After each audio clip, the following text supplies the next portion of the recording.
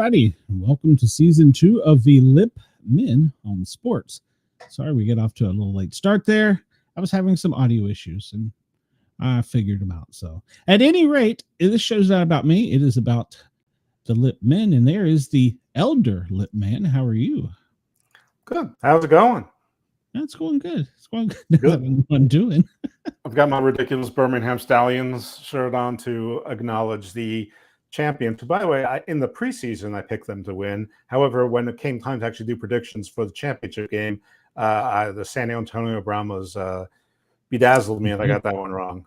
Yeah, you did. I remember that. So, well, maybe you can call it tonight. Let's not be greedy here. We've got a guest that you brought in here. Let's bring him in. Wait, don't bury my joke. My joke is going to be, Jake, this year's been rough on you. Well, should we wait and find out who you're going to predict for this season? Or we're going to wait on that. Okay. Because we're still in preseason. They showed up for training camp. That's a plus. It sure is. That's one of the things that we're going to talk about. Maybe under duress, but they did show up. Sort of under duress. I mean, it's a job, which I'm sure we'll talk about that. So the other LIPP Man is not here yet. He's going to get here in a little bit. And got some things on his mind. He's going to be hungry and angry, and so he's going to be hangry, and he's got a little bit of a rant. And we have one of possibly two guests that's on, but one is enough for the time being. And he guested with us last year, and we guested with him last year. It's Charles Richardson from the Charles Richardson Show. How are you, Charles? You know what? I can't say that I'm hangry because I did eat and I'm stuffed. So I made sure I had a good protein. But yeah, I do want to talk about this this union BS. I really do. I want to get it. I want to get some dirty laundry out there. Okay. Now you know Jay better than I. So do we know if Jay is coming or not? Jay does what Jay does, unfortunately. Okay. Well, so I have to be honest with you, I do not know.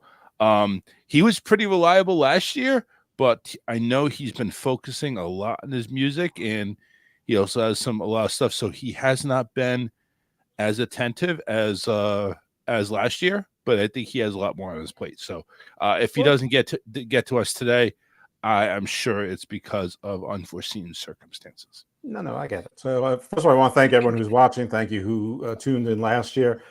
Somehow the few UFL podcasts who are still under my garden of, what's now Thought feed, somehow some of those shows are still in the top 30 every month, which is bizarre to me since, I mean, not only were we fumbling and bumbling through things, but it's a year ago for a season that's in the past. So why are you listening to that show? But thank those people as well.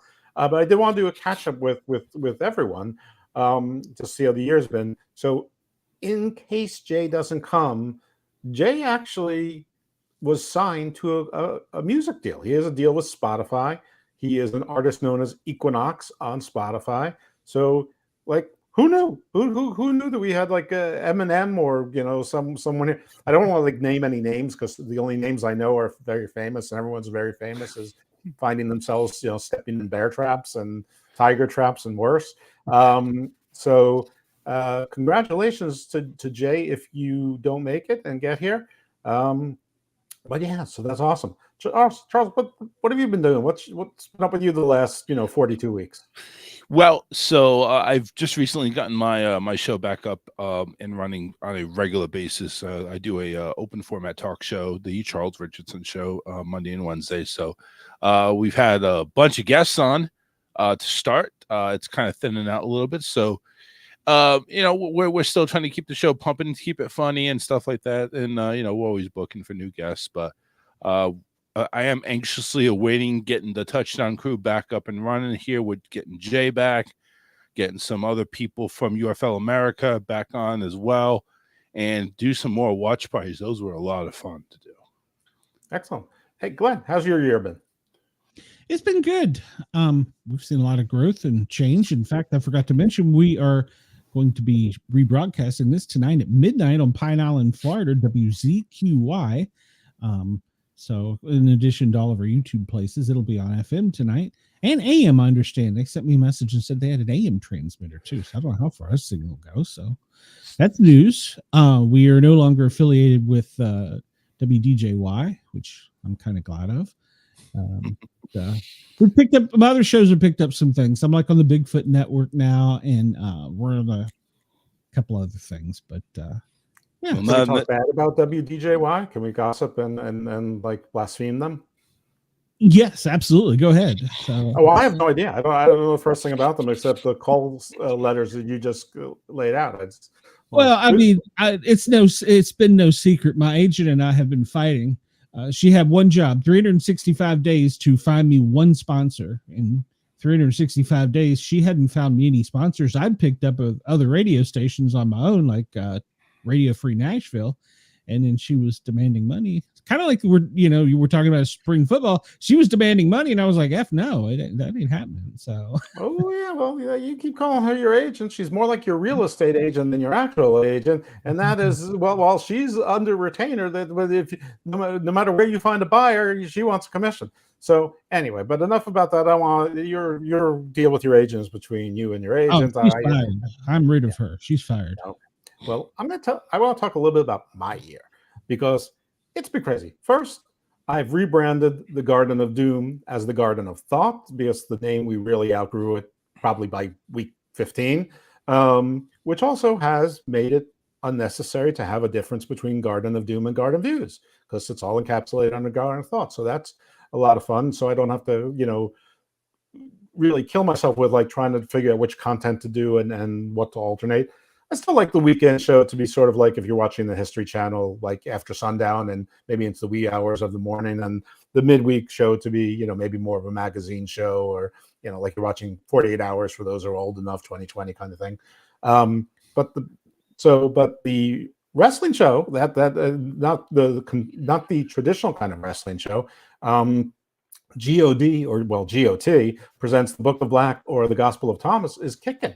We picked up some of you may know PJ Black, a professional wrestler for about 25, 26 years. He was Justin Gabriel in WWE for 5 years. He was in the Nexus and the Core. He was actually on Garden of Doom episode 50, and we've been friendly ever since.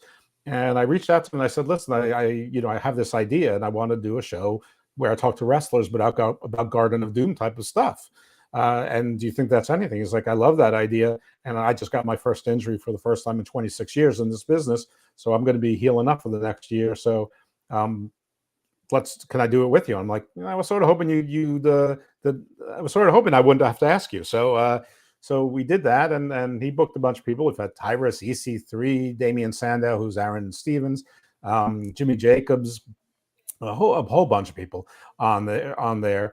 And one of the guests was Mr. Thomas from Major League Wrestling, and we got along really well. I'm like, listen, PJ isn't always available, and he's getting healthier, and he's getting busier. He's doing a bunch of things. PJ lives his best life.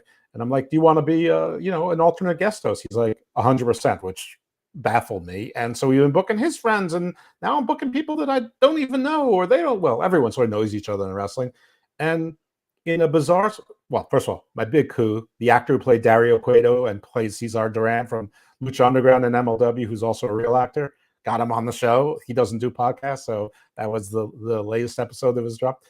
And then one that's going to be dropping any day is with a wrestler named Shaz McKenzie. And I'm just going to say, listen to that show because it's going to lead to something. It might lead to something that's wild, but since it's not in stone yet, I don't want to say it. Anyway, I've taken up a lot of our hour babbling about me and I've actually made it to the Big Boy Table on Wrestling Soup. I'm on their SmackDown review show on Wrestling Soup, so it's not just my Body Slam briefs, or every now and then they'll put me on a Mash with Mitch. Anyway, so we probably should talk about the UFL, and just so that the audience, their expectations are set, the first segment was going to be catch up with the hosts, which we've done. We're probably going to talk about news and notes, and then in coming weeks, where there will certainly be more detailed news and notes, we will talk about news and notes. And next week, we will focus on the USFL division. And the following week, more news and notes. And we'll focus on the XFL division. And then it's game time. So without further ado, I think there's two things that are equal big news. One, we sort of didn't break ourselves, but it seems we were the only ones talking about it with confidence early on last year, is that as part of the Fox Friday night lineup, UFL games will now be on Fox broadcast primetime every Friday night, which is huge for the UFL. They're replacing the time slot that SmackDown was in, plus, and that's it's a lot of money saved for Fox. Hopefully, they'll get similar viewership as SmackDown, or at least any other UFL primetime games on networks, which tend to be about 1.3 to 1.5 million. So hopefully they'll do better than that. And hopefully their ad rates went up because of that, because they've got to make some money, which means the ad rates got to go up. And that takes us into the not so positive, which is there's been a lot of labor strife going on. So I'm going to turn it over to Charles on some of these labor issues. Yeah, number one, and listen, I respect the fair wage and everything like that, but let's be realistic here, okay? These players are not in the NFL, probably not even on a practice squad, which is why they're here, to go ahead and earn their spot. There was a thing called the Spring League. How much were they getting paid? Zero. They were funding everything. Why you guys have the nuts to go ahead and say we want more money? You do realize what league you're playing for, right? You do realize where you stand at the feeding table, okay? You are the last person. You need to make yourself work. You want to make more money? This is kind of like the United States. Everybody's like, oh, we need to make a living wage, make the minimum wage a living wage. No. You want to make more money, you go ahead and you need to get promoted. And in this case, you get promoted to a practice squad, or you get promoted to the 53-man roster, or at the very least, you get invited to preseason to a regular NFL club. These people need to realize where you stand. And to my understanding, this labor strike, this labor fiasco that's been going on is by all the white-collar people, the quarterbacks. You get paid more than anybody because we understand you go ahead and control the game. You control everything. You control a lot. Let's put it that way. But you're already making more than anybody else. What the – and we're on FM radio, so I can't say it. But what the FM, really? Yeah. I mean, seriously, can anybody understand this? Can anybody agree with me on this? And the NFLPA, for all that matter, oh, we need to hold Fox live. Wait, will you shut up? You're already making it. You already have your issues with your own players. Don't get involved in the UFL. Don't get involved in a business that is here to go ahead and give the person who has been number 54 and below a chance to play, a chance to go ahead and revitalize their career, a chance to leap up and get noticed. That's the whole point. It isn't about money. If you're here to make a career in the UFL, you're in the wrong mindset. And that's all I got to say on that. Charles, do you know what is the difference between what the average quarterback gets paid in the UFL versus the other players? I mean, my understanding last year is that the players were making 55, and there were some legit issues. They were supposed to get performance bonuses, and they weren't getting the bonuses, and they had to file a complaint on that, and they got it. So I'm not sure if like the league and the union conspired to make the union look like it was worthwhile, and the union did a rope-a-dope on the league and thought, hey, we just want more dues-paying members. Don't worry, we're not going to cause any trouble for you. And then, but I'm a wrestling fan, so I always see conspiracy. But anyway, the question I was asking was pretty standard. That I thought everyone got like $55,000, and that was about it. But it sounds like it's different. It's $5,500 per week, and that's if you're on an active roster. And that is, if you're not even on an active roster, it's like $2,500 or something a week. And quarterbacks, like I said, quarterbacks get paid more. Now, there was a little bit of verbiage there that said, well, $5,500 is the base minimum. And don't forget, they get $1,600 a month for housing and food. That on top of that, yes. Yeah. That's on top of $5,500 or $2,500 or whatever the case may be. I just looked it up, and the average just for the whole league last year was around 62, just under 62,000. That's Is not that including the the 1,600 a month allowance stipend? So the stipends on top of that. So, yeah. Now So I do understand that they all have to live. They pretty much have to live in Arlington for the at least for the entirety of the preseason, if not the whole season. That's sort of like that's where all the practice fields are, and that's home base. So I mean, if you're going to make someone move, I guess it makes sense. But I hear what Charles is. I want to say a couple of things. One, I am very sympathetic to the fact that there are CEOs in major corporations that are making like 20,000 times what the average worker is. And there's a lot of disparity issues. And so it's very easy to say, oh, the corporations make so much more and the corporations are doing record profits. That's true. But not every division of every corporation is making profits. And the UFL is a division. It's an investment by Fox and an investment by a private fund called Redbird Investments. And I think I think like The Rock and his ex-wife are minor investors. But investors demand return. Probably the only ones who don't, that are playing a long game might be Fox, maybe The Rock because he's got so much more. I don't know, but Danny Garcia, who's The Rock's ex, she's the chairwoman. You got Russ Brandon, I believe it is. He used to be former CEO or GM for the Buffalo Bills. He's actually the president. So it's Redbird Capital and Fox under a LLC, the Spring Football, those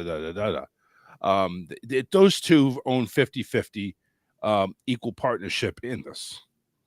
And they have not made a profit yet. To my knowledge, they're very much on like a 5-year plan to make it. Whether they're on target or not, I have no idea. But I know they sold out all their ads last year, but it was about 3,600 or 4,600 for a 30-second ad, which I remember because we compared it to SmackDown from the year before, which was like $36,000 for a 30-second spot on the air. And really, because I follow wrestling, is the only reason I know that the UFL was part of the Fox Friday night lineup confirmed, because that's one of the reasons they said we don't need SmackDown anymore, because we're doing other sports, including this. While everyone else was thinking it was an if, I'm like, no, this is a when. It's not an if. But yeah, am I correct that this league is still in the red? To my understanding, I think it is. I think it still is. I don't remember them saying, yeah, we made good money. But I did hear the rumblings in ticket sales. I had the rumblings in ticket sales for this year that it's not going good. And I also heard rumblings that early last or late last year, this is do or die. If they don't make a substantial impact this year, there will be no UFL next year. Set aside expansion plans. Expansion? You're talking about expansion? Yeah, people are getting ahead of their skis on those things. So yeah, and you're right. The labor, I mean, the leading voices talking about labor issues have been quarterbacks. I think Luis Perez has been most notably, and it's sort of weird because basically most of his life is spring football. And, I think at this point he's got to know he's not going to be in the NFL. So he probably shouldn't be rocking that boat, or he should do what some of the other people did who made choices and formally retire and go into whatever else it is that they've been doing the other 6 months out of the year, to do it. I mean, Jamar Richardson, I think, made that decision. Is it Richardson? A bunch of players who surprised me because, we thought the names were that they were going to have better success, or maybe they did have success, but they retired anyway because they didn't make it to the NFL. And they're like, I can do something else and get a career. I don't need to, bust my body for $55,000 or $62,000 a year plus the stipend. I can have a more normal life and probably be walking better when I'm 70 or 58. Here's where I'll stop at that real quick. So the quarterback position is the most protected position. I get it. You're going to take hits. I get it. It's football. There's going to be contact. This is not somewhere where you're going to get like a huge, 48-inch padded suit and nobody's ever going to touch you. It's going to be flag. No, I get it. But the quarterback's the most protected.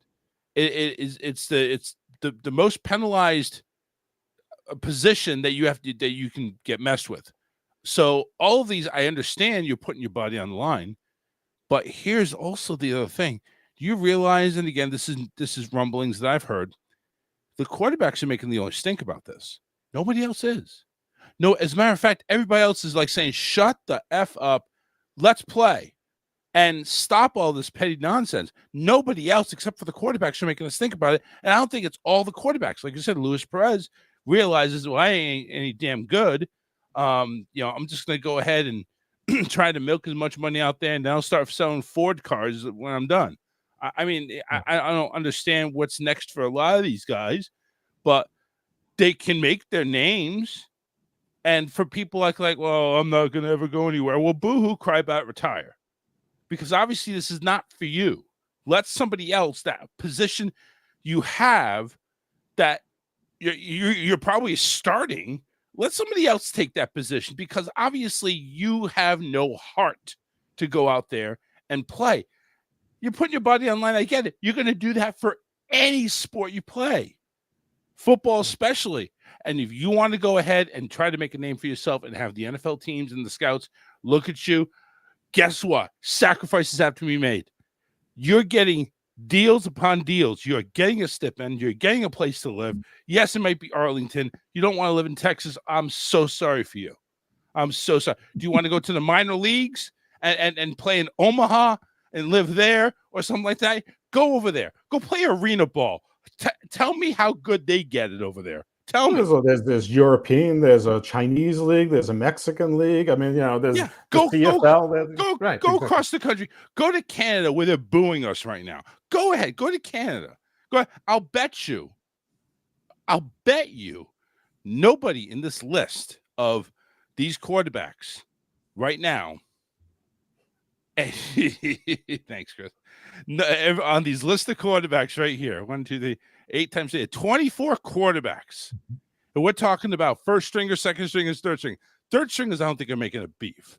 They're probably hoping that, hey, Louis, you go ahead and get your ass kicked out of there. Let Holton take over or let Luke take over. Let's do that. Okay, Matt Corral. Hey, let's let Magoo do this, and let's let Jamar Smith do this. We don't know. Danny Eatling, please make a beef so Rocky can come on in and start, or Bryce Perkins. Let's do that. Because very good. Yeah, exactly. I'm sorry, Chris. I'll be quiet now. That's Glenn. But oh yeah, but he looks like a Chris. He's very pure. So anyway, there was a media day last week, and there was a lot of threats that the players were going to sit out. And then Daryl Moose Johnston said, if you sit out, we might just kick you out. And everybody participated in the media day. So I guess a gauntlet laid, gauntlet crossed, and they folded. So that probably took most of the wind out of this, but we'll keep following it. But the news on it and the whispers is fading. Listen, the news on the UFL period, it doesn't. You have to really listen hard for it. You have to sort of put your ear to the ground to even find it. You have to follow a bunch of people, and even no one is a full-time beat reporter for the UFL, or if they are, a couple of them actually lost their jobs with big placements and had to go to other, start freelancing for a bunch of outfits to do it. So, I mean, if the media can't keep somebody on for that, it's sort of a sign of it. And that leads into something you alluded to just moments ago, and that is venues and ticket sales. Fans want them to move to different stadiums. They want expansion. They want this. They want that. You know what the league wants you to do? Buy tickets. Only St. Louis sells consistently. DC did okay, but really not for DC. Maybe about 11,000 average.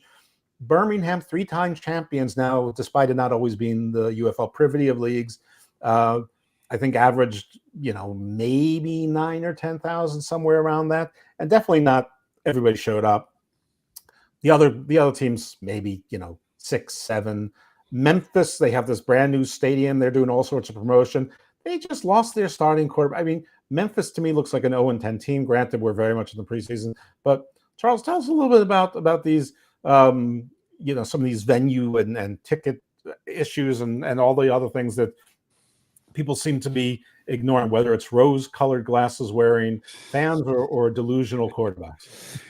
I will say for a champion, you would think people would be flocking to Protective Stadium to at least get 20,000 in there. And like I said, you're talking about 8,000-9,000, something like that. I mean, it's just, and also you have half of the stadium.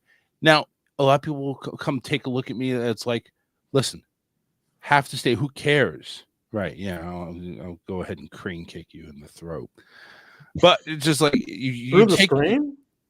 Oh, that's like Marvel Multiverse of Madness skills. Well, I'll go ahead and combine some of my Star Wars, Force, and then the Cobra Kai, and the same thing exactly. That's the mojo. But when you take a look, Birmingham and Memphis, they opened up half the stadium. Oh, so what? So what? Have them sell those tickets, and they'll open up the other part. You know how silly it looks to go ahead and have half of the bowl available. It does not look good. I understand, okay, they may not sell enough to cover half the bowl, so let's not open up the other half. Well, what if I want to sit behind my team? What if I want the other 50-yard line? You know what I'm saying? It's like, I believe that's a bad thing to do. But you're right. Outside of St. Louis, DC, I think they average like 12 or 13,000, and they have a 20,000 seat stadium. Right. San Antonio, they were like 11, 12,000. And again, those are okay. Arlington was dismal. Memphis was dismal. Terrible. Houston was dismal, but they were also playing in Rice Stadium. Now they're going back to TD, ABC, EFG Stadium. I remember this last year when first they blamed the first stadium, and then when they moved to the permanent stadium, everyone said that was going to solve everything. It solved nothing. Now they're going back to the original one, and now that's going to be the salvation. Pick a lane, people. Yeah. I mean, I don't get it, and it's unfortunately it's the way it is. The actual numbers, if I'm taking a look at it here, DC actually had the most. Besides St. Louis, of course. Yeah. If you take a look at it, it's just appalling. 34,000 average for St. Louis, DC. By the way, 14. On DC, those are tickets sold. That's not butts in the ground. There's a lot of corporate and K Street, tickets that are bought that aren't used in DC. So if they average 11 or 12,000, they probably have more like 8 or 9,000 at the game. I agree with you. I agree that there's people that buy tickets that don't show up. I get it. But this is the numbers that are generating dollars. Sure. This is the dollars that you take a look at. Memphis did last. TV, it's the optics. It doesn't sound lively. It doesn't seem like something that if you were a fan on the fence that you'd like want to get behind.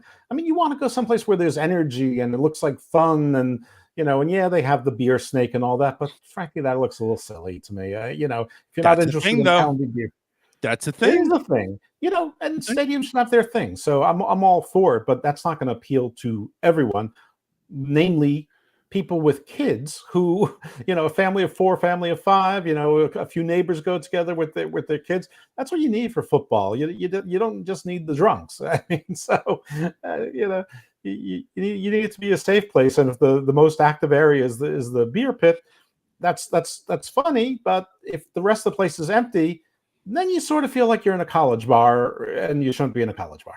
I agree. I agree. The one thing I have an issue with, and I had an issue with, they announced the 8 teams for the UFL. Why are we having 3 teams in Texas? Why?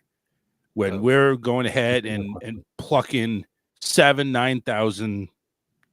It's not working. Why did Memphis move from Tampa? Tampa would have sold. I wouldn't say sold out. There would be a much larger following in Tampa, but Memphis wanted. I don't know why Memphis had a team. Why do we have Houston? Why? It's not drawing anybody, and that's the problem I'm saying.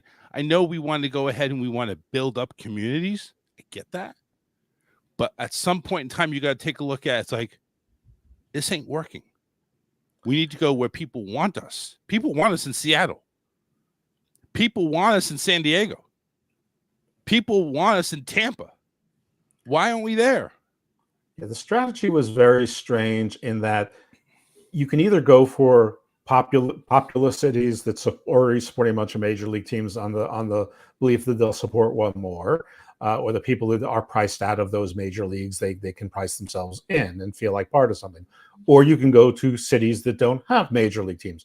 They seem to do neither of those things. They have a little they have a little bit of column A, a little bit of column B, and it's not even like they you could believe that the Texas thing would be one thing if there are other teams were in Arizona, Oklahoma, Louisiana, like they wanted to stay regionally, like make it logistically easy. No, there's a team in Michigan. There's a team in DC. It like none of it really makes sense. So if you're trying to keep costs down on logistics, it didn't make sense. Nevertheless, the teams are where the teams are. I would like to talk about a couple of good pieces of news, because there were a few players from the UFL last year that graduated to the NFL and had success.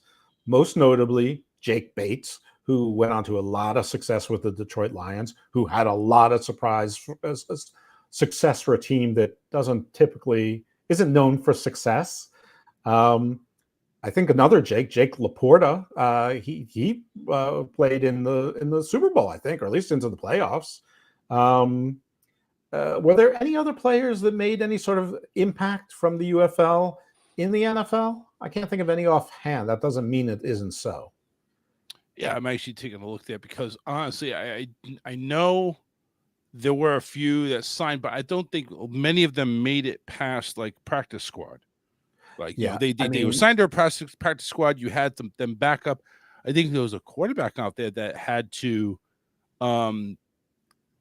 start a few games, and I'm trying to find them right there. I mean, Jacob Sailors, he went to the Giants. He actually, had some plays there. Ricky Pearson went to Seattle. Yeah, the Giants, they picked him up, then they released him, then they picked him up again, then they released him. I mean, he made it, but not for long. Yeah. Now, that's not to say that, hey, maybe a little bit more fine tuning and, we can go ahead and plug you back in. I mean, but think about the community for the Giants. You just got rid of Saquon, and now you're trying to fill his shoes. Really? Right, but I'm also saying that Jacob Sailors was probably the most consistent back in the UFL last season, and to sort of just stumble and bumble a little bit in the show, that's not great. I mean, listen, there's guys like West Hills who looked like they were going to be something and blew their knee out. And there were some other people who looked like had moments, where they looked like they had it. But I guess that's the difference between college and the NFL. It's like they look like they have it on one level and it doesn't translate. But I think Matt Corral got signed, but then he got released.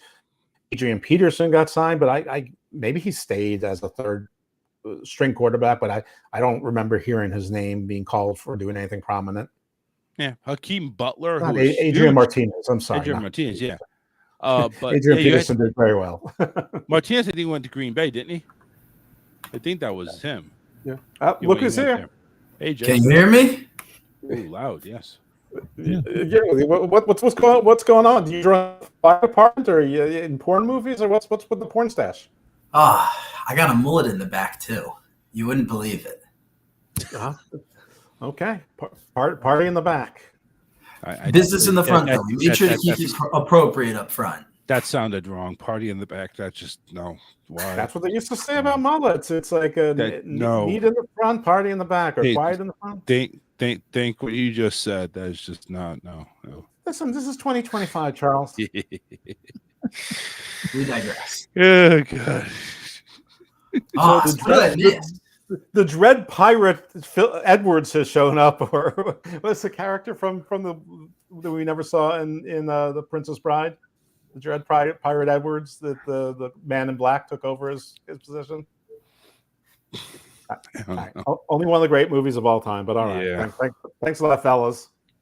No problem. EJ Perry actually went to Jacksonville, and they needed quarterbacks there. Okay. Yeah. So, Jake, what's going on other than your career in either firefighting, state troopering, or porn, or all of them? Well, we've been working a lot recently, so it's been nice to get around, move around, and show the world a new side of me. Same hairstyle for a long time, too much. Had to mix it up. Thank you, Bobby. But what in the world are we doing with this UFL league, man? What? I have to give them credit. Turn it around. Hopefully, turn it around to where we get 20,000 butts in the seats every game. That's what we're hoping for. Ticket sales don't seem to be justifying that right now. And I can tell you why. Where's the content been? I've just started seeing it pop up. I mean, the media day stuff was good. I'll give them credit. They did some good work there. But where has it been for months? They went silent. They went ghost. Nobody knows what's going on. I just found out the other day that the kickoff rule just changed. Oh, wow. Yeah. They're changing the challenge rules? A little bit. I mean, why are we changing things? I mean, I thought year one was supposed to be proof of concept. And now we're going into year two, and it's a whole new concept. There's got to be something to be said about having some sort of brand integrity, brand loyalty, and we're losing it. And now you're having the players doing whatever the players are doing, but then you got guys like Quentin Dormady selling the playbook. I mean, what's going on here? I mean, we got to have some professionalism. Otherwise, a spring football league is just going to be viewed as a spring football league. It's not going to be it's not going to be viewed as something that people want to see. And I think that's being proven right now. I don't think fans are engaging enough, and it's because they went ghost.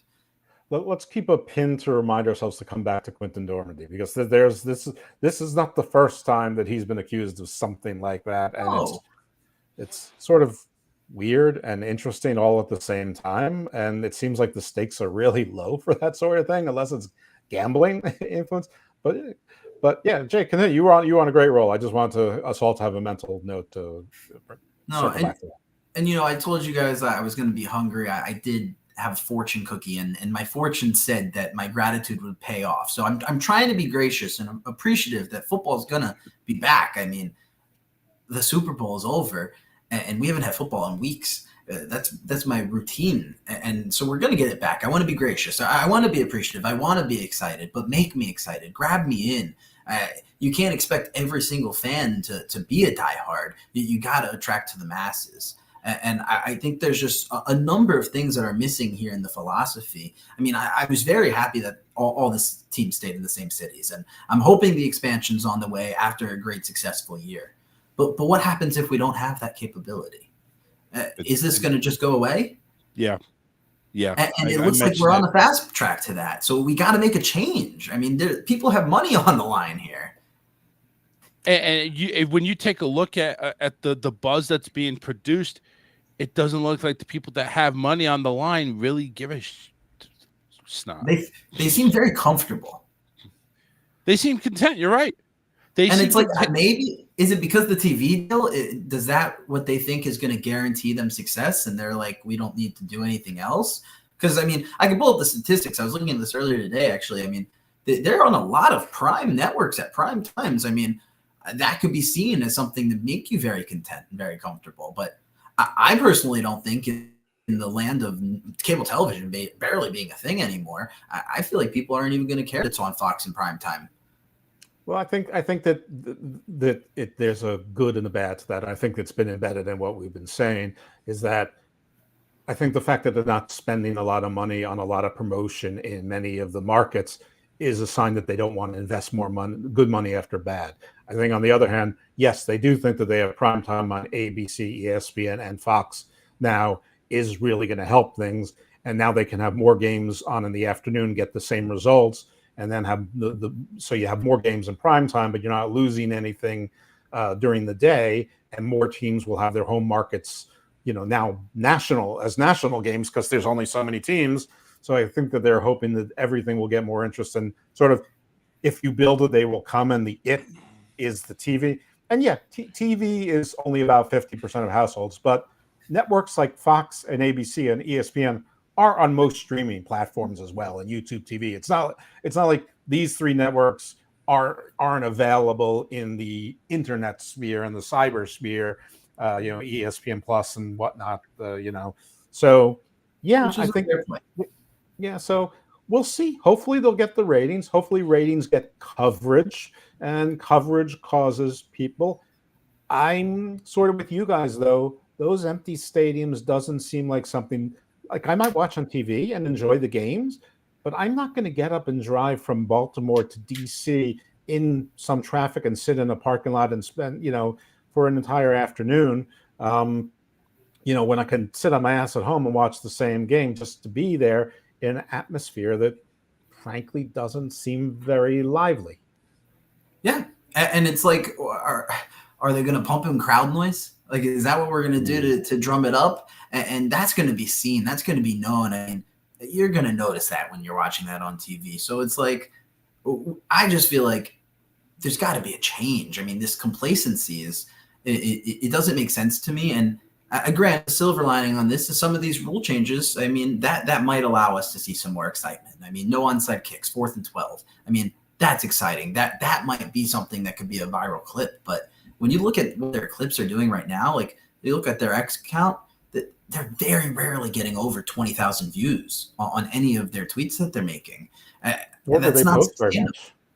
They don't post that much either. I mean, I follow the UFL. I don't see much from them, and what I see, you're right. It's not particularly interesting. I mean, it's nothing that's getting me compelled, and I'm looking for it. So it shouldn't be that hard to rope me in.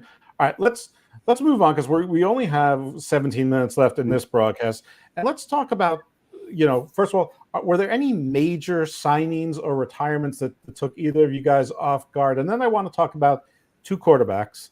Actually, well, 3 people: AJ McCarron, Quinton Dormandy, and I want to talk about the sort of strange journeys of former head coach CJ Johnson, because those are sort of interesting. I think we should. This is probably the only week we can talk about them.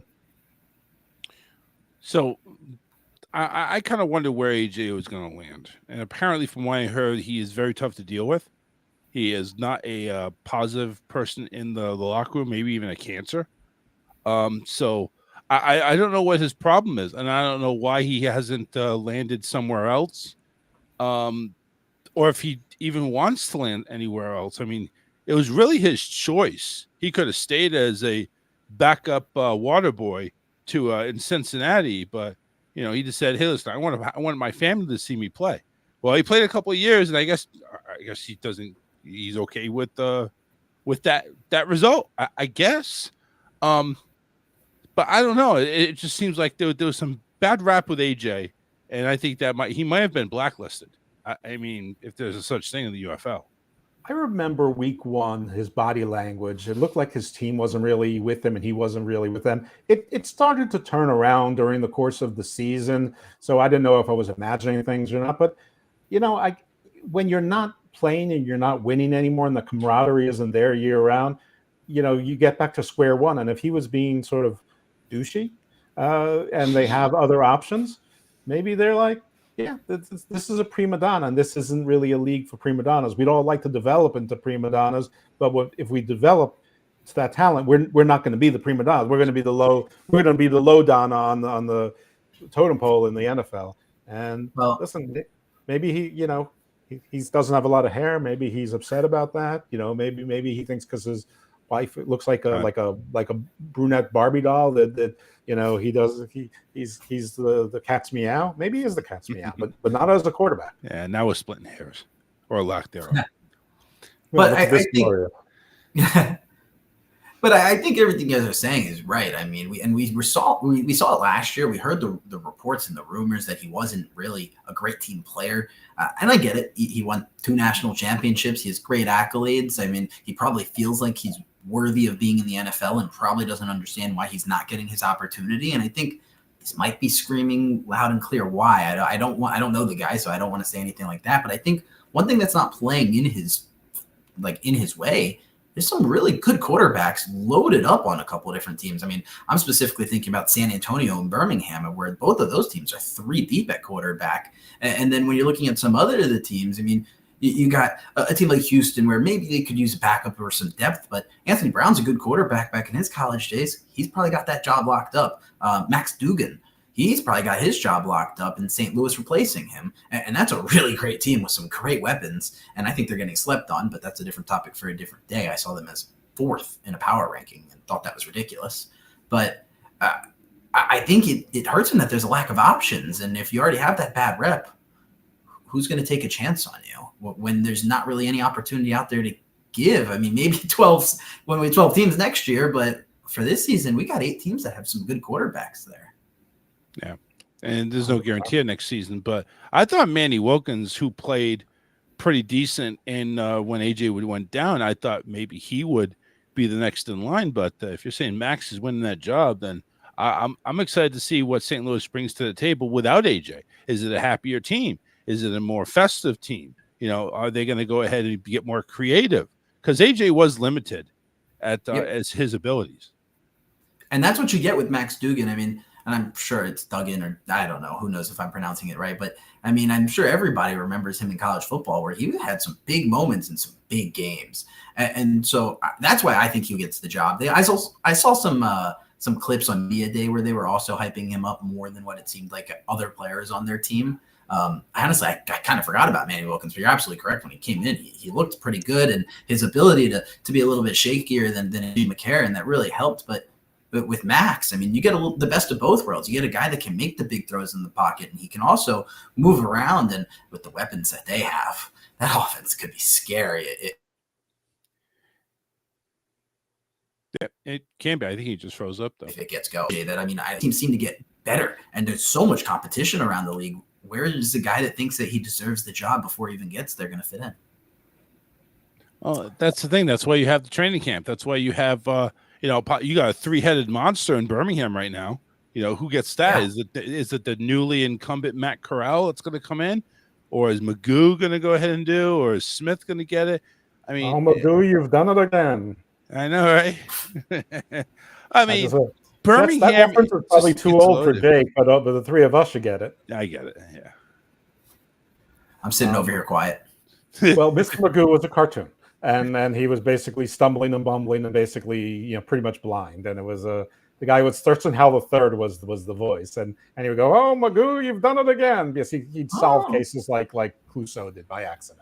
Yeah, but he didn't think it was by last name. It was basically the Steve Urkel of the 60s, 70s cartoon. Right. It was Inspector Gadget without the gadgets and being sight impaired. So, let me ask you, gentlemen, one question, because listen, I get now Birmingham is going to be probably the favorite now because of, they're just so stocked. Who is the one that pulled? Oh, shut up.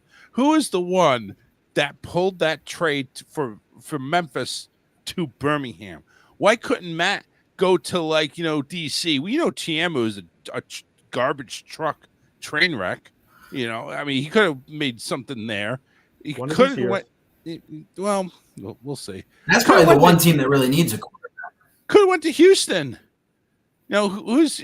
I don't even know any of these people here in Houston, so I'm sure maybe there's some sleeping ducks. But that's the thing. If everyone gets paid around the same thing, why not go where you're going to win? Yeah. At least you get a ring. You put it on your resume that you won. And you try your luck at the NFL. But dude. Or maybe he realizes he's not. Maybe he just realizes spring football is going to be his thing, and during the offseason he's going to sell Dodge Rams.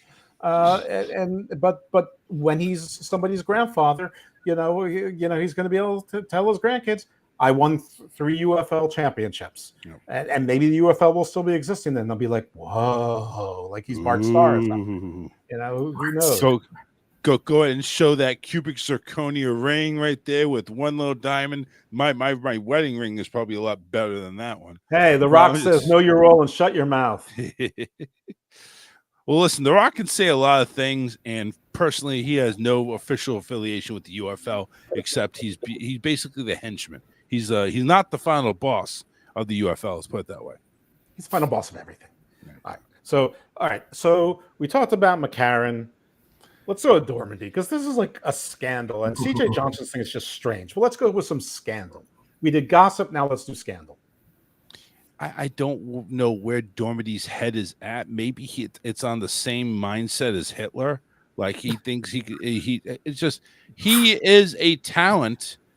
He is a talent in spring football. Let's get a little bit down Hitler, okay? Let's not go straight to Hitler. There's lots of levels between Quentin Dormady and Hitler. That was like nuclear.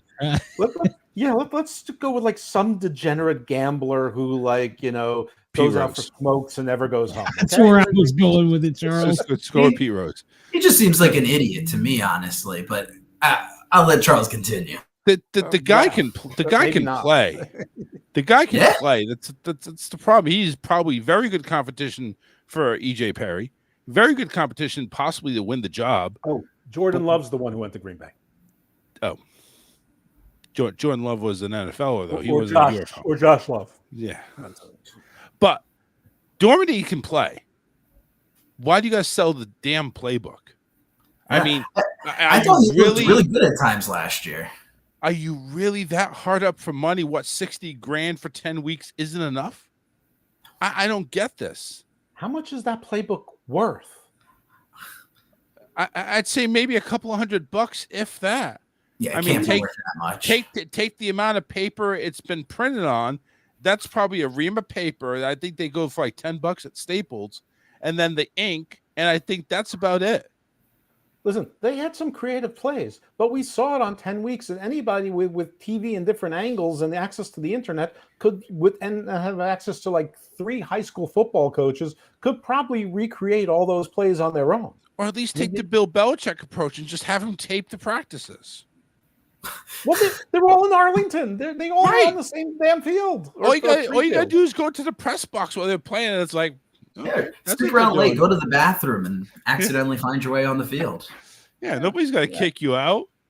But what's crazy to me is he did it 2 years ago. Like, how do you not think that this isn't going to be something that people are going to pay attention to, and you might not get a rep for? Like, well, Orlando was a train wreck, so Orlando was a train wreck, so I kind of get why he just like sold everybody under the bus. But this is like the world's stupidest recidivist low end criminal. Probably see on the world's dumbest criminals there on True TV or something. Well, and the crazy thing is, he now no longer gets to tell his grandkids that he played in the UFL. Because they removed his stats off the website. I mean, they wiped him off the earth like he didn't even exist anymore. Yeah, he's been Pete Rose practically. All right, well that is really crazy. What I would like to see is like some equivalent of like NFL or football cops where they go after him and like it turns out he is like in a trailer or he's in like the group players like dormitory and like he's running out with his towel on the thing and flip flops or even worse Crocs. Sorry, Jake, go ahead. This is slightly off topic. Just want to break some news, I guess, for anybody that's watching live right now. NFL related, though, not UFL related. NFL crossover. It's football. We love football. DK Metcalf just got traded to the Steelers and signed a 5-year, $150 million contract. Of course. And Josh Allen re-signed for the biggest contract with the most guaranteed money in NFL history. 6 years, $330 million with the Bills. And both of those came in the last 120 seconds. Nice. Okay. Well, from the ridiculous to the sublime, the interesting journeys of CJ Johnson, who, as anybody who watched last year knows, was among my favorite head coaches because he was terrible head coach. And so apparently he was signed to be a head coach for like an arena league or some other kind of, minor league team. And now Houston has signed him as a player. So he's on the active roster as a player, and the condition of this happening by the minor league team, which may or may not be on a higher or lower or equal level as the UFL, I honestly have no idea, but they don't have TV, so I'm going to put them on a lower level just out of that assumption. The condition that he not be the head coach of Houston again, which like Houston should be like, that is like the easiest condition ever because he was a terrible head coach. I think he lost every single one of his challenges, which was 2 a game, which counts for 20 a year. But if you don't use them, you lose them. Well, now there's only 1 a game. The coaches only get 1 a game instead of 2. That was unless you win. Well, yeah, if you win, you get a second. Yeah, but he never won, so I guess he's only going to get 1. But even then, I think the one thing that the NFL should have poached from the UFL on like the kickoff return, different topic, different day, the one thing that they should have poached is the way that they do the sky cam and all the extra ref stuff and the replay. That should be something that the NFL should be adopting because it works. And the point of, challenges were almost useless last year. Well, the NFL has come in and actually, when you were watching it, there were some obvious, like, are you kidding me? They called that completed, and then they just buzz down to the referee. It's like, okay, so they are using that, but I'm just saying they have dipped into it. They've dipped their dipstick into the oil and they see that, hey, yes, we can eliminate some of the obvious challenges that just take up too much time, and they have overturned it. So there has been some overturns to bad refereeing. Well, if they want to speed up the games, which is probably from some of the reasons for the teams, they may want, I like the refs and the refs in the booth or at Central could question any calls on the field. However, it did slow the game down. Maybe they should limit that to like 2 per quarter or 2 per half. to have the game go a little bit quicker. I don't know. I'm just spitballing here, but a couple of signings. I believe Mark Thompson recently re-signed with San Antonio. We weren't sure about that. He's someone who had like moments of brilliance where he looked like he could really be somebody, and that really helped San Antonio. And he was a beast 2 years ago in spring football. My favorite player in the league who I thought was going to do something in the NFL, I don't think he did. Hakeem Butler. Where is he? Yeah, I don't know. Is he not back? I feel like I saw him on media day with a couple clips. I hope he's back because I enjoyed seeing him. I know that Cincinnati signed him, but I don't think he did anything with them. So No, they were stacked at receiver as it was. I don't even think you saw the field. Yeah. So I mean, audience, I don't know how much more we have to say. I believe he's back with St. Louis. He is my handy spreadsheet by Nicholas Storm. It's free on his Twitter. I'll give him the free plug. It's a great source, and he updates it very regularly. So all the rosters are updated, coaching and coaches staff. It's very impressive. He's listed on the roster, and like you said, they are loaded. Denzel Mims, Andy Isabella, Ja'Cour Pearson, who had a great year last year, and the list goes on and on and on. They still have Gary Jennings, who used to play for the Seahawks, but that's a stacked wide receiver room. Yeah, and Hakeem Butler, you're right. He was a beast last year. Sure was. Yeah, I'm actually looking forward to seeing him again. Yeah. I'm trying to end with some positive things here as well. And with that, I think that, one of the things, I mean, I'd like to work on getting some guests. I think I'll maybe hit up my colleague, not really a friend, who's an agent, and see if maybe some of his clients would be willing to come on. Last year, we sort of thought there was going to be one, but they had a bad injury, and that sort of ended that. But Glenn, I think you got me into another Facebook group, and someone in that claimed that they were friendly with one of the wide receivers on one of the teams. So, maybe that can happen. Who knows? We'll look. No guarantees. Every now and then I ask James Larson or some of the other Mike Mitchells of the world. They don't respond, but maybe one day they will. You never know. Never hurts to ask. All you can do is get made fun of by some jabronis on X that have that don't have jobs and never will. So it's so much ending positively. I know. Yeah. Well, I was gonna toss out there that Doge is investigating UFL because apparently the Army has spent $80 million for advertising. Wait. Hold on a second. Didn't the Army spend $11 million and then sued the NFL and the UFL and get a bunch of that money back? Like they'd settled that case? I mean, Doge has been known to get the numbers wrong. Like when they said that they solved they ended an $8 billion contract for a department that its entire budget is $8 billion, and they said something was that they had another $8 billion contract that they canceled. It turns out it was like $8 million contract and the contract was actually canceled under the prior administration. So Elon's been doing some sloppy work. Well, as long as my 300-year-old grandma gets her check, that's all I'm worried about. So yeah, as you should. I mean, the original Bigfoot that got you on that network, the matriarch of the Southeastern Bigfoot clan. If she lived to 300, she deserves a check. My God, for sure, 100%. I mean, aside from the drinking people's human blood and all, but wow. Well, how else do you live to be 300? Whiskey and bacon? I don't know. I wish. If that's the case, then it's looking good for me.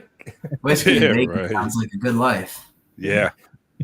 Yeah. Whiskey, bacon flavored whiskey actually sounds like sort of put a little honey in that. I think we're onto something. That's like all 3 meals. So find it at every UFL stadium near you. It's a food group. That'd be a thing. That could be a thing. Memphis, they have some pretty good whiskey in Tennessee, as I hear it. Too, but who's counting? So you are a walking commercial for Tennessee. Yeah, well, I'm disappointed in Tennessee. The owner wants them there. That's the only reason they're there. He's just keep throwing good money after bad. That's the only reason they're in Memphis. Yeah. Let's be honest.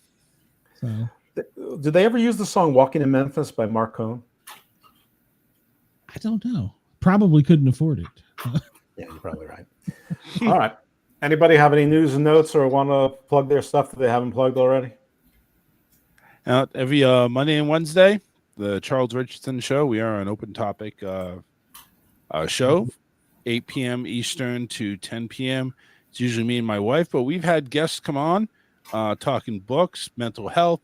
We're even going to go ahead and get into wrestling eventually, and probably get Jay you have in a there as wife well. who will talk to you about wrestling? No. I've talked about wrestling. She usually has to go ahead and although she does she does get moist for Roman Reigns, so I can't compete with that, unfortunately. My wife's favorite wrestler is Lana, who hasn't wrestled in years and barely wrestled then. Did she have a lesbian thing for her or something? Or so, God, I hope so. Yeah.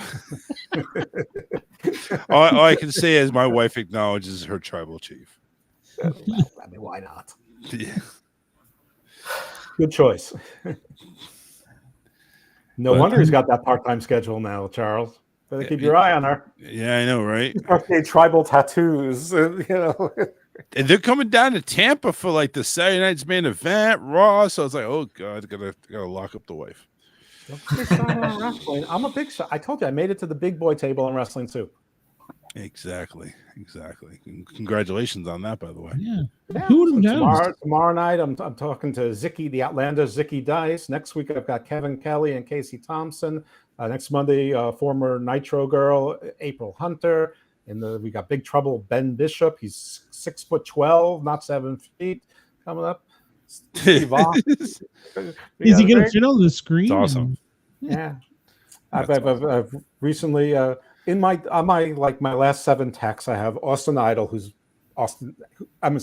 Idol, who's Aaron Stevens, Aaron Rex, Damian Sandow. I have PJ Black, who's been my friend for 5 years. I have I'm not going to give his real name, but the Savage Gentleman, Victor Benjamin. I have Zicky Dice in there, and there's one other. I can't even remember. This is my best friend, Mr. Thomas. By the way, whose name is Mr. Thomas. I love Mr. Last night MLW was live on YouTube. Well, it wasn't live, but it was on YouTube. And he's doing a flip. He doesn't do flips. He does now, apparently. He can fly. The man can fly. He can fly. He introduces himself as the worst wrestler in the world. He's not the worst wrestler in the world. He's not even the worst wrestler in MLW. Shane McMahon once called himself the best wrestler in the world, and we know that wasn't true. Definitely wasn't true. Well, Mr. Thomas was being very humble. And by the way, Mr. Thomas is an emergency contact for in case something happens to Jake, because he's only about an hour and a half away. And then Super Panda is another one. He's in the same city. So I mean, if there's any trouble, Super Panda can get you out of it. Yeah. Well, you got to realize too, when Jake goes out and does the prospecting at night, gonna make sure he has that bail money, or at least that guy that can go and get him out of trouble. So. Super Panda's hairstyle and his facial hair is a little reminiscent of Jake's now. I wonder if they're not already hanging out. I think one's the pimp, so that's all I can think of. Well, put it this way: the hairstyle isn't staying for that long, so this is a short-term thing. Aww. Short term. Go wait till you guys. Not a fan. Well, see that is a comment from somebody that accidentally trimmed a little too close to the goatee and had to shave it all off, and then got stuck with a mustache. It's like just temporary until everything comes back in. Well, listen, see, there are things that me and my ex-wife can find common ground on. We're not fans of the 80s, AC Slater look. It's the flow in the hair. They love the flow in the hair. Yeah, right. He's underground, and he's joined an 80s rock band is what it is. I want to say John Parr or he did Naughty Naughty. What was the other one? What was the Eddie and the Cruisers? What was the real band? The Eddie and the Cruisers? Milli Vanilli. No, it wasn't Milli Vanilli. It was something like the oh God, it's going to kill me. But, they did On the Dark Side. Something in the Beaver Brown Band, something like that. You got me on that one. Yeah. We'll just stick with John Parr, because everyone remembers Naughty Naughty. Just stay on par with John Parr. Yeah, or Greg Kinn. It can be like Greg Kinn. This isn't my kind of trivia. Yeah. Give me apparently not mine either. He is good. You're one of those that knows just a little bit. So. All right. Well, am I wrong that we had an hour? We had a hard you stop. can go over a little bit. Yeah, you can if you want to keep rolling for a little while. That's fine. I thought we were on a hard stop. So No. Only hard stop is at 2 hours. So. No. Yeah, Jake hasn't taken the Viagra yet, so it's not hard yet. Oh my goodness, Charles! Oh wait, we're on FM. He doesn't need Viagra. Yeah. Plus he's a hold on. It makes me want to play my favorite quote by Troy Aikman. Yeah, of course, you probably can't hear it, so because the thing's not working. Damn it! It's so good. We caught up with the other folks over the year. Jake, how's your year been? How's your last 40 weeks been? I mean, it's been good until the Ravens lost in the playoffs. God, that was terrible. But I mean, it's been a good year. I've been writing a little bit more. If anybody is into MMA, I've been doing some of that. Been doing some power slap stuff because apparently there's a niche there. So we're giving that a little dabble. I enjoy power slap. I don't know very many other people that do, but hopefully, I actually dug it a little bit when they're actually doing their an initial it was like a reality type thing that they would do. Yeah. I actually got into it. I'm thinking, man, these are beefy big guys. My God, and they're taking these hits. Like my wife is like, "What are you watching?" I'm thinking, I'm watching people bitch slap each other. Come on, get with it. It's crazy. It's really crazy. I don't know if it ever take off or if it takes off in a major way like UFC, but it's definitely something that my 350-pound fat behind could probably get into. And well, Dana White's behind it, so well. And by the way, for a question, who's Iron Mike Sharp? Come on. Yeah, nobody knows who he is. Iron Mike, just because it's it's not Tyson. And he's not even Iron anymore. Who's the better jobber wrestler from the 80s, Barry O or Iron Mike Sharp? And it's definitely Iron Mike Sharp, but it might be Casey Thompson, who I will talk to this Saturday, with Mr. Thomas and the legendary Lufista. Lufista? Lufista. Oh, I was going to say, who did he fist? It's a she. Who'd she? Well, you know what? If can I get her OnlyFans interactive show, you can ask her. But remember, she did death matches before they were cool. So that's why I'm going to say I might keep my distance. Yeah, just know that the consequences might be treacherous. Yes, I'll keep an eye out for that. Yeah, don't mess with female wrestlers. They are very strong in the core. Oh no, they're PMS 24/7. What are you talking about? Remember, what happened to you this year? I'm supposed to be the inappropriate one. And you know what? Before the show, I'm thinking, we're going to be on FM. I got to watch my language. All right. Where are you writing, Jake? Did you mention who you're writing for? I'm writing over at the Scrap. That's where I'm putting my regional MMA stuff. I'm really just focusing on the power stuff for right now, though. It's difficult getting a lot of stuff out, working at full time, trying to live a life. But I'm getting out everything I can. So regional MMA, power slap, that's over at the Scrap. Follow me on Twitter, and I'm reposting all of it. How about the Ebony Bird? 3.5. I'm talking about my weight. 3.5 bills. That's my weight. I mean, if I charged that per hour, that would be. I'd retire. I think he's talking about your weight. I don't think he was making you $1 offer for you. I think he's saying you're looking good. I don't think you look really. Oh well, thank you very much. You're so sweet. It's $150 an hour though. Oh, we're getting discounts now. Absolutely. The sweet talk discount. Just a little compliment goes a long way. Absolutely. That motivates my confidence and make me not want to have to take a full blue pill. Just a partial. Okay. All right. Well, I'm sorry, man. Richard's been our guest next week. Hey, he's welcome. Hell, I'll have him on my show. So.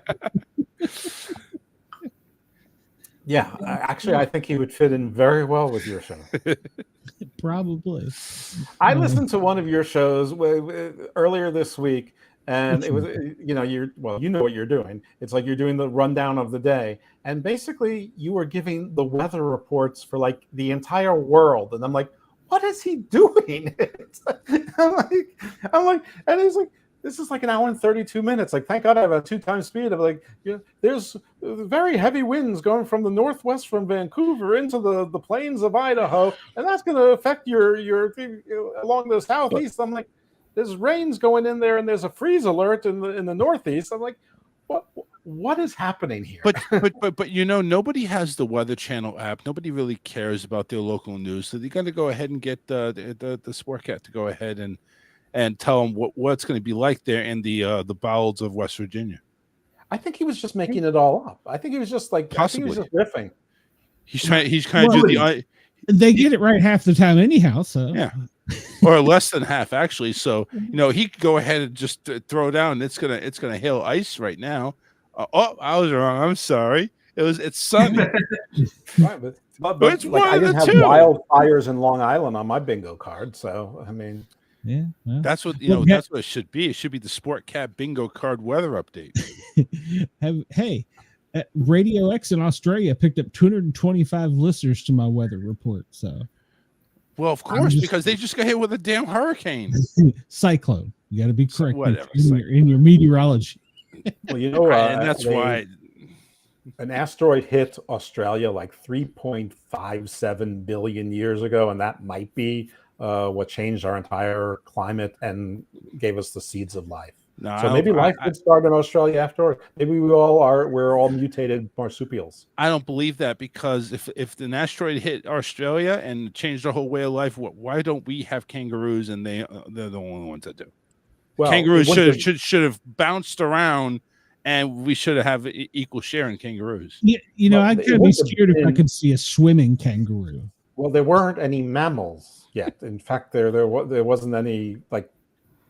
Well, there was life actually. Life started about 500 million years after the Earth formed in primitive ways, but it wasn't Australia then. I mean, we weren't even at Pangea when they were all continents. They were just it's probably just a land mass that was underneath whatever kind of passed for an ocean back then. Well, it's kind of like the ice caps now, where they're breaking off. It's like, hey, listen, this one's going in the right direction. I'm going to stay on this one. That's what Australia was. It broke off, and it's like, this is going down under, and I want to go down under. Wait a minute, that's the wrong down under.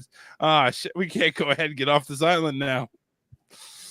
They're cursed. Everything wants to kill them on that island. So I think Charles is like stand-up material on us.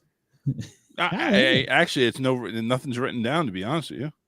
This is all off the cuff. But you do have stand-up. You do have a stand-up routine? No. Okay. No. You should. I don't know why. I'd suck at it. You could do like a Dolph Ziggler. You would be drawn in if you saw my wind map. So that's what does. I don't want to see a wind flap. I had an ex that had a wind flap, and I didn't want to see that either. It's really bodacious. So. Yeah, I've seen my share of wind flaps. I'm done. I feel really virginal right now. I do not even know what a wind flap is referenced. Well, I said map, but I'll run with it. So. I know what you said, but I don't know what a wind flap even is supposed to reference. Roast beef. Roast beef. Oh, I was thinking it was the old man's thing where they unbutton the two buttons in the back of their long johns or whatever the hell those things are called. So that's yeah. I mean, when you had the onesies, like when you had cookie around the fire, good cooking beans, dinner time, dinner bell.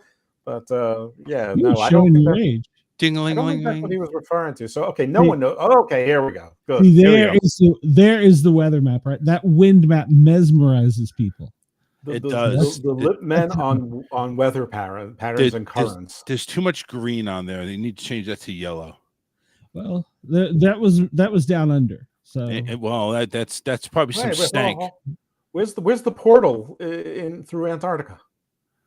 There's a portal right there. I see it. Yeah, we don't talk about that. Yeah, that's my mesmerizing wind map. It draws them in and they can't leave. I don't know. Right. So it looked like peacock feathers.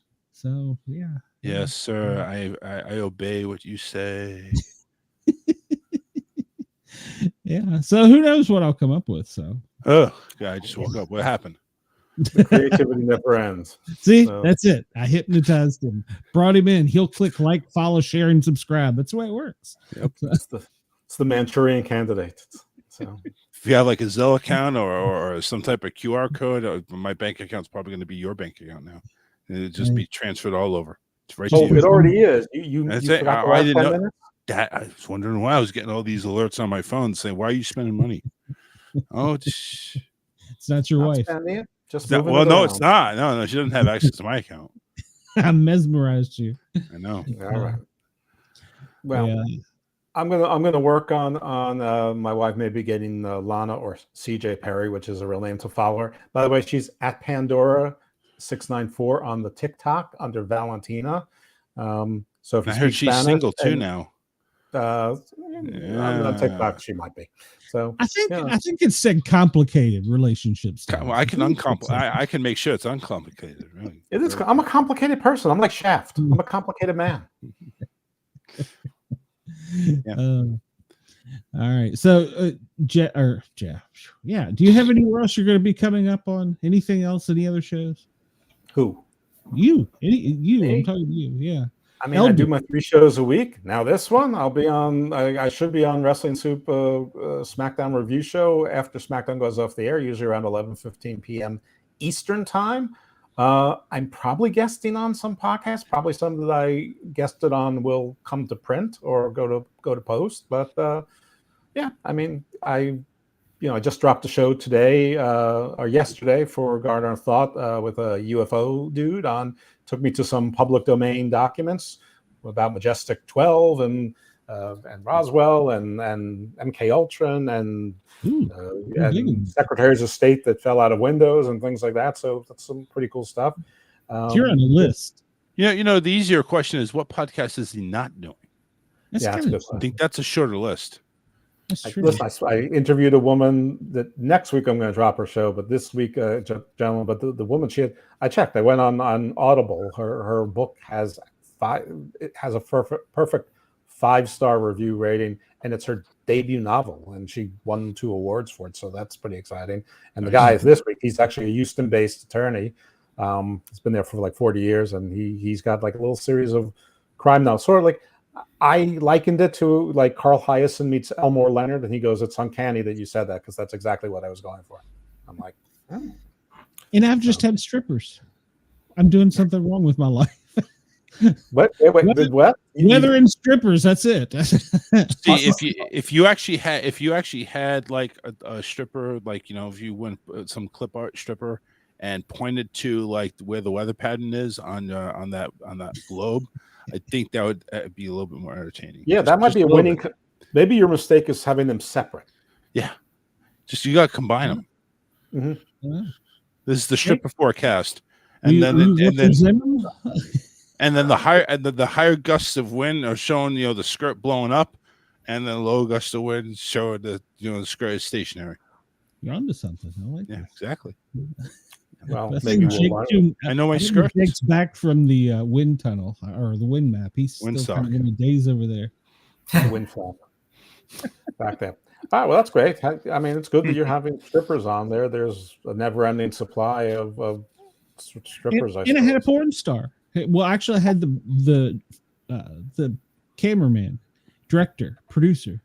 Yeah. Okay. I had an Australian Playboy bunny on my show one time a couple of years ago.